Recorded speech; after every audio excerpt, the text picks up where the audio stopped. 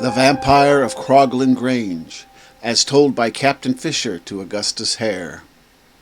Fisher, said the captain, may sound a very plebeian name, but this family is of a very ancient lineage, and for many hundreds of years they have possessed a very curious old place in Cumberland, which bears the weird name of Croglin Grange. The great characteristic of the house is that never at any period of its very long existence has it been more than 1 story high, but it has a terrace from which large grounds sweep away towards the church in the hollow, and a fine distant view. When in lapse of years the Fishers outgrew Croglin Grange in family and fortune, they were wise enough not to destroy the long-standing characteristic of the place by adding another story to the house, but they went away to the south to reside at Thorncombe near Guildford, and they let Croglin Grange.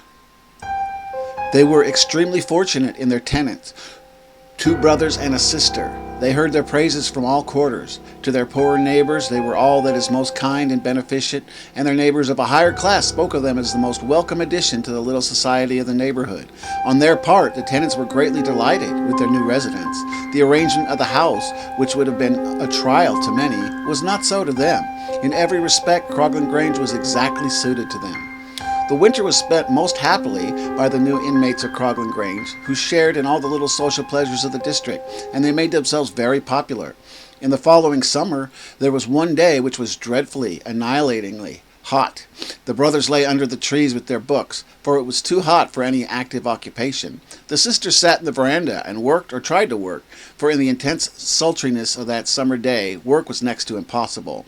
They dined early, and after dinner they still sat out on the veranda, enjoying the cool air which came with the evening, and they watched the sun set and the moon rise over the belt of trees, which separated the grounds from the churchyard, seeing it mount the heavens till the whole lawn was bathed in silver light, across which the long shadows from the shrubbery fell, as if embossed, so vivid and distinct were they.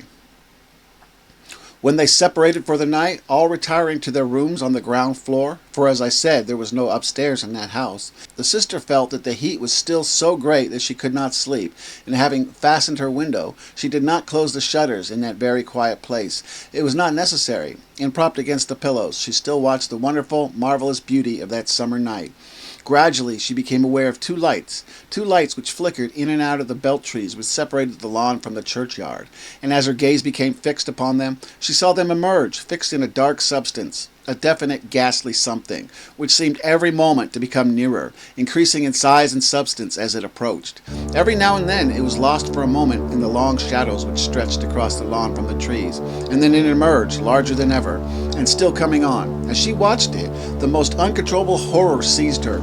She longed to get away, but the door was close to the window, and the door was locked on the inside, and while she was unlocking it, she must be for an instant nearer to it. She longed to scream, but her voice seemed paralyzed, her tongue glued to the roof of her mouth.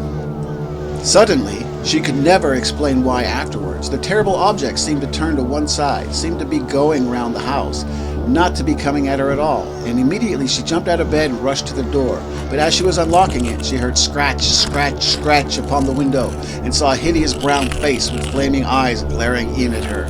She rushed back to the bed, but the creature continued to scratch, scratch, scratch upon the window. She felt a sort of mental comfort in the knowledge that the window was securely fastened on the inside. Suddenly the scratching sound ceased, and a kind of pecking sound took its place. Then, in her agony, she became aware that the creature was unpicking the lead. The noise continued, and a diamond pane of glass fell into the room. Then a long, bony finger of the creature came in and turned the handle of the window, and the window opened, and the creature came in, and it came across the room, and her terror was so great that she could not scream, and it came up to the bed, and it twisted its long, bony fingers into her hair, and it dragged her head over the side of the bed, and it bit her violently on the throat. As it bit her, her voice was released, and she screamed with all her might and main. Her brothers rushed out of their rooms, but the door was locked on the inside. A moment was lost while they got a poker and broke it open. Then the creature had already escaped through the window, and the sister, bleeding violently from a wound in the throat, was lying unconscious over the side of the bed. One brother pursued the creature, which fled before him through the moonlight with gigantic strides, and eventually seemed to disappear over the wall into the churchyard. Then he rejoined his brother by the sister's bedside. She was dreadfully hurt, and her wound was a very definite one. But she was strong disposition, not even given to romance or superstition, and when she came to herself she said, "What has happened is most extraordinary, and I am very much hurt. It seems inexplicable, but of course there is an explanation, and we must wait for it. It will turn out that a lunatic has escaped from some asylum and found his way here. The wound healed, and she appeared to get well, but the doctor who was sent for would not believe that she could bear so terrible a shock so easily, and insisted she must have change, mental and physical. So her brothers took her to Switzerland. Being a sensible girl, when she went abroad, she threw herself at once into the interests of the country she was in. She dried plants, she made sketches, she went up mountains, and as autumn came on, she was the person who urged that they should return to Croglin Grange. "We have taken it," she said, "for 7 years, and we have only been there one, and we shall always find it difficult to let a house which is only 1 story high, so we had better return there. Lunatics do not escape every day." As she urged it, her brothers wished nothing better, and the family returned to Cumberland. From there, being no upstairs in the house, it was impossible to make any great changes in their arrangement. The sister occupied the same room, but it is unnecessary to say she always closed the shutters, which, however, as in many old houses, always left one top pane of the window uncovered. The brothers moved and occupied a room together, exactly opposite that of her sister, and they always kept loaded pistols in their room.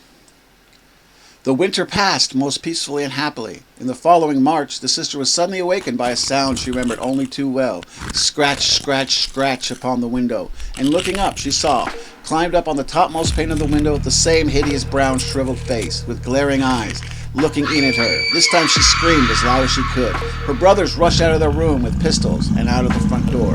The creature was already scudding away across the lawn. One of the brothers fired and hit it in the leg, but still, with the other leg, it continued to make its way, scrambled over the wall into the churchyard, and seemed to disappear into a vault, which belonged to a family long extinct. The next day, the brothers summoned all the tenants of Croglin Grange, and in their presence the vault was opened. A horrible scene revealed itself. The vault was full of coffins, but they had been broken open, and their contents, horribly mangled and distorted, were scattered over the floor. One coffin alone remained intact. Of that the lid had been lifted, but still lay loose upon the coffin. They raised it, and there, brown, withered, shriveled, mummified, but quite entire, was the same hideous figure which had looked in the windows at Croglin Grange, with the marks of a recent pistol shot in the leg. And they did the only thing that can lay a vampire. They burnt it. Thanks for watching, guys. I appreciate it. Have a good one. Bye.